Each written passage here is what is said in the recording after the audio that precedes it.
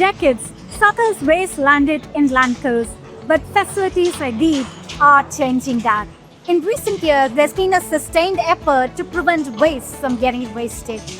A straight-back expansion plan is actually making what is essentially rubbish into something resourceful.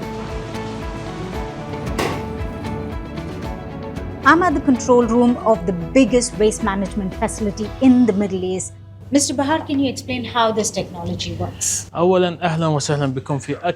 First of all, welcome to the biggest center of its kind in the Middle East. The Qatari government has invested an enormous amount of money on this facility to dispose waste and generate electricity, which will benefit the country. The technology is highly advanced.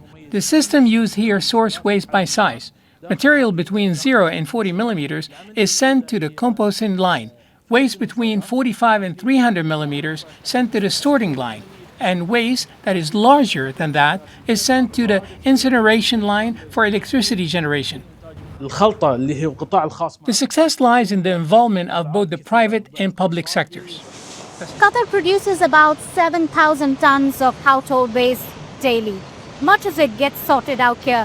It gets sorted into what can be recycled, what can be composted, and some of it is combusted to produce electricity.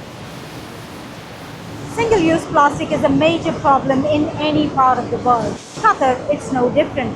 But here, there is a plan on how to put it to use.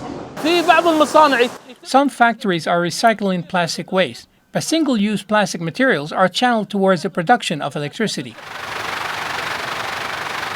The Ministry of Municipalities report for last year says Qatar produced more than 3 million tons of recycled construction materials, nearly 250,000 megawatt hours of electricity, enough supply to power roughly 25,000 homes, and nearly 40,000 tons of fertilizers from organic compost. If most of Qatar's waste is coming to facilities like these, what's happening to the landfills? Let's find out. I'm standing in essentially what was once a landfill filled with nearly 60,000 tons of tire. Remember, Qatar has one of the highest vehicle per capita rates in the world, and one of their success stories is how they've been able to clear this landfill and use these tires for playgrounds, for pavements, for waterproofing and other areas. Qatar wants zero waste and wants to eliminate landfills by 2030. Apart from household waste, it also wants a greener and more sustainable manufacturing sector. It plans to convert 35% of it into what's called a circular economy, turning trash to treasure. Um-e-Kulsoom Shariff, Al Jazeera, Masjid, Qatar.